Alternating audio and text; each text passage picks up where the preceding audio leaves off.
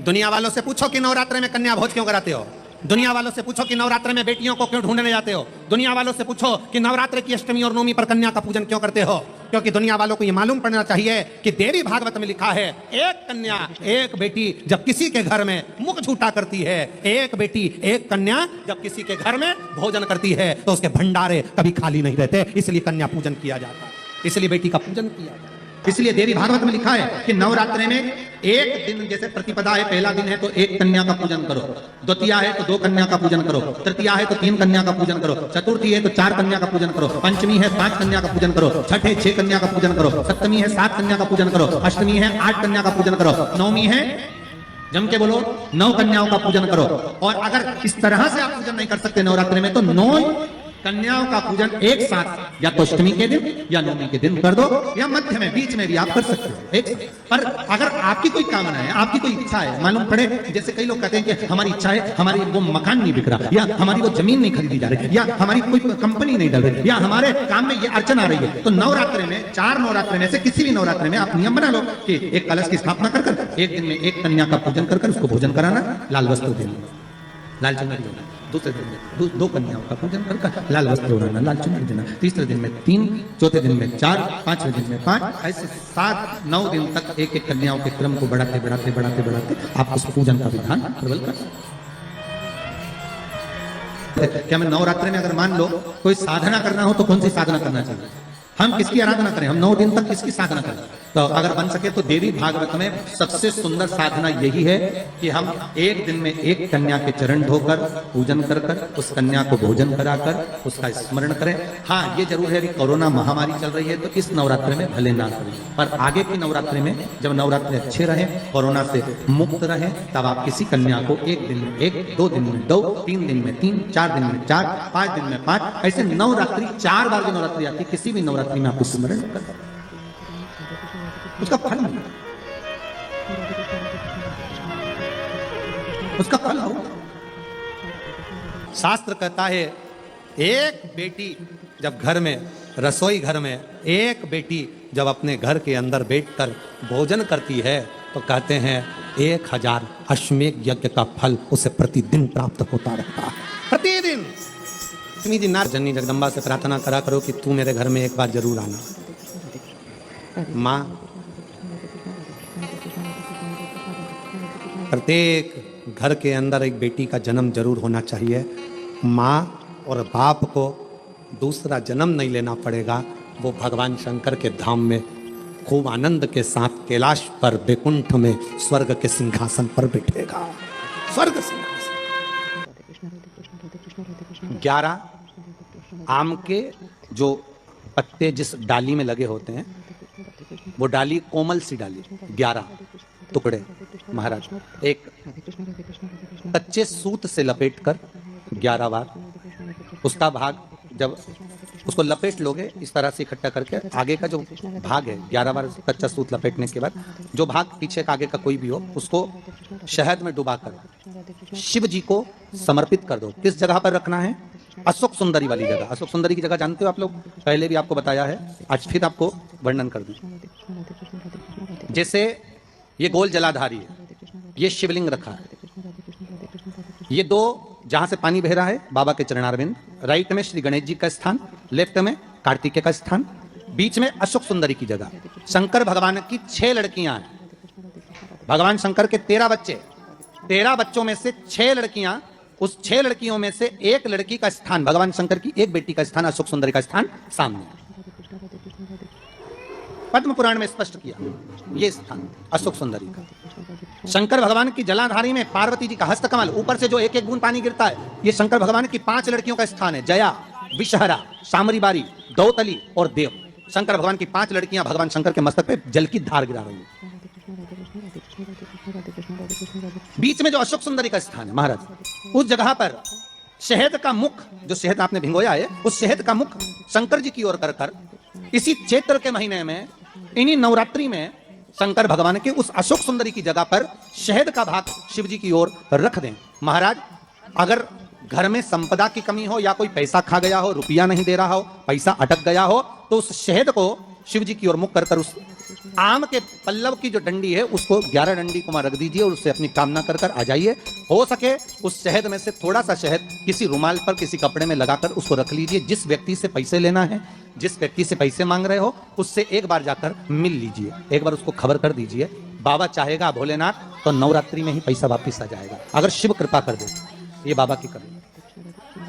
आम का पल्लव कोई साधारण नहीं जिसको कलश के ऊपर रखा जाता है, शिव की कृपा। जिस आम के पेड़ पर स्वयं कामदेव चढ़कर भगवान शंकर के तीसरे नेत्र द्वारा जलकर भस्म हो जाते हैं, वो आम का पेड़ साधारण नहीं है,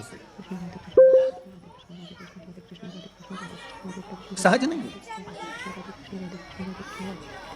और वैसे भी शिव शिव है। घर में ज्यादा रोग हो, बीमारी हो, ज्यादा तकलीफें आ रही हो, कष्ट बढ़ रहा हो, बीमारियां बढ़ रही हो, या भय लग रहा हो, डर लग रहा हो, हृदय चित्त में कहीं ना कहीं आपको भय का भान हो रहा हो, तो एक लोटा पानी एक कलश में जल भर कर रख लीजिए और रात भर उसको रखे रहने दो। नवरात्र चल रहा है, उस कलश को रात भर रखकर सुबह सुबह उस कलश में एक बेलपत्र डालकर उस जल को नीम के पेड़ के नीचे, जहां चैत्री नवरात्रि में नीम के पेड़ के नीचे सारी विद्याएं, आद्य शक्तियां, सारी देवी उस नीम के पेड़ के नीचे विराजमान रहती हैं। उस कलश में एक बेलपत्र डालकर रात भर रखकर उस जल को पूरे घर में घुमाकर उस नीम के पेड़ के नीचे समर्पित कर दीजिए। महाराज, घर में भय लगना बंद हो जाएगा, कोई बड़ी बीमारी आपको घेरेगी नहीं और उस बीमारी से, उस रोग से आप मुक्त रहेंगे।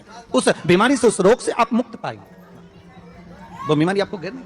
विश्वनाथ को कुछ नहीं चाहिए, मेरे शंकर को चाहिए क्या? अगर आपके जीवन में ऐसा लगे कि बहुत बड़ी बीमारी आ गई और आपके घर का व्यक्ति वेंटिलेटर पर पड़ा हुआ है, तो शमी के वृक्ष के फूल ले आओ 7, और शमी के वृक्ष के 7 फूल लाकर एक एक फूल शंकर भगवान को श्री शिवाय नमस्तुभ्यम कहकर उस व्यक्ति के लिए जो पड़ा हुआ है, अंतिम सांसें गिन रहा है, जिसको अटैक आ गया, अंतिम सांसों में जो गिन रहा है, उसके नाम से भगवान शंकर पर चढ़ाना प्रारंभ कर दो। मात्र 7 पुष्प, उस शमी के वृक्ष के 7 पुष्प आप शिव को समर्पित करिए, उसका नाम और गोत्र बोलकर, और भगवान शंकर का मूल मंत्र श्री शिवाय, जम के बोलिए श्री शिवाय नमस्तुभ्यम बोलकर एक एक शमी का फूल शंकर पर चढ़ाना प्रारंभ कर दो।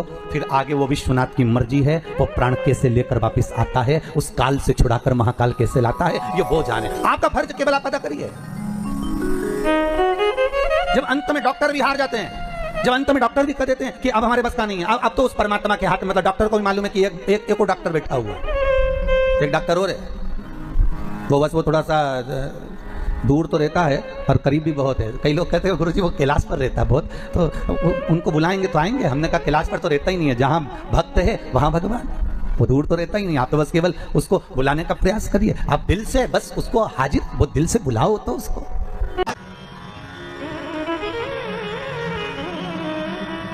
जैसे बेलपत्री का किया गया दान छिन्न नहीं माना गया। किस चीज का दान? जम के बोलिए जरा। बेलपत्र, बेलपत्री का किया गया दान छिन्न दान नहीं है, समाप्ति नहीं होती। बेलपत्री अगर आपने कोई आपसे कहा जी तुम्हारे यहाँ बेलपत्री लगी है, जरा 8-10 दे दोगी क्या? बिल्कुल। और उससे कहो बेलपत्र तू मत तोड़, हम तोड़ कर, और अपने हाथ से बेलपत्र निकालकर उसको दो दान। ये छिन्न दान नहीं है, ये समाप्त नहीं होता। ये बेलपत्र का दान अविरल दान बढ़ता है, सुख का भान। ये छिन्न होने वाला है। अभी प्रिय है पुष्प में आंक का पुष्प, जो आंकड़े का पुष्प होता है शंकर को बड़ा प्रिय है। और दूसरे नंबर पर शंकर को प्रिय है शमी का पुष्प, बहुत ध्यान देना महाराज। तीसरे नंबर पर शंकर को प्रिय है महाराज सरसों का पुष्प। सरसों होती है ना, जो राई अपन बोते हैं, सरसों बोते हैं, उसमें पीले कलर का जो पुष्प लगता है। हमारा तो निवेदन रहता है जब तक सरसों आए तो प्रयास करा करो कि सरसों के 108 पुष्प शंकर भगवान पर चढ़ाना प्रारंभ कर दो। महाराज ये पक्का है कि वर्ष भर कोई बड़ी बीमारी आपको घेर नहीं सकती अगर सरसों के फूल शिव को चढ़ रहे हैं तो। और प्रयास करना कि सरसों का जो पुष्प होता है, सरसों का जो फूल होता है महाराज, अगर कोई व्यक्ति को किडनी या लीवर से जुड़ी हुई कोई तकलीफ होती है, या किसी व्यक्ति का एक्सीडेंट हो गया होता है और उसका कोई अंग रह गया हो, कोई शरीर का कोई भाग रह गया और वो काम नहीं कर रहा हो, जैसे किसी के पांव रह जाते हैं एक्सीडेंट के बाद, किसी का हाथ रह जाता है, या कोई अंग काम नहीं कर रहा हो, वहाँ ब्लड पहुँच नहीं रहा हो, वो जगह एकदम सुन्न हो गई हो, खाली पड़ गई हो, तो उसके लिए शिव महापुराण की कथा कहती है कि सरसों के पुष्प 11 शंकर जी के राइट भाग में, जहाँ शिव जी के गण दरवाजे के द्वारपाल मणिभद्र जिस जगह पर निवास करते हैं, कौन निवास करते हैं? मणिभद्र। शंकर जी के दरवाजे के द्वारपाल हैं मणिभद्र जी, तो मणिभद्र दरवाजे के द्वारपाल में राइट भाग में मणिभद्र जी विराजते हैं। मतलब राइट भाग कौन सा हुआ? जब आप मंदिर से बाहर निकलेंगे तो राइट भाग, मंदिर में प्रवेश करेंगे जब राइट नहीं होना चाहिए, आप मंदिर से जब जाएं तो राइट भाग। मतलब आप मंदिर से राइट से जाएंगे तो शंकर जी का भी राइट हो जाएगा, क्योंकि शिव जी ऐसे बैठे हैं तो शंकर जी का भी राइट हो गया, देवताओं का भी राइट हो गया, तो राइट भाग सीधा हाथ। मणिभद्र जी का स्थान, 11 सरसों के पुष्प मणिभद्र के उस द्वार पर आप रख दीजिए, और मणिभद्र के द्वार पर रखकर अंदर जाकर 108 वापिस जब आप बाहर निकल रहे हैं, ये पुष्प आप रखने के बाद एक बार बाहर जाएंगे, फिर वापस आएंगे मणिभद्र के रखने के बाद, और अंदर जाकर 108 सरसों के पुष्प शंकर को समर्पित करेंगे महाराज। उस सरसों के पुष्प जो शिव जी को आप समर्पित कर रहे हैं उसको वापस लेकर आएंगे, श्री शिवाय नमस्तुभ्यं बोलकर उस सरसों के पुष्प को महाराज सरसों के तेल की बोतल में उसको डाल लीजिए। शंकर भगवान को किसी भी प्रदोष में शाम के समय प्रदोष काल में उस तेल को वापस ले जाकर चढ़ा दीजिए शिव जी को, उसको वापस लेकर आ जाइए। उस तेल का प्रयोग आप नाभि में डालिए, और जो शरीर काम नहीं कर रहा उस स्थान पर कम से कम 15 दिन 20 दिन तक उसकी मालिश करना प्रारंभ करिए। बाबा चाहेगा तो चलाने का प्रयास कर देगा और वो अंग वो शरीर काम करने लगेगा। मणिभद्र का नमस्तुभ्यं, श्री शिवाय नमस्तुभ्यं, शिवाय श्री शिवाय नमस्तुभ्यं, सब बोलिएगा।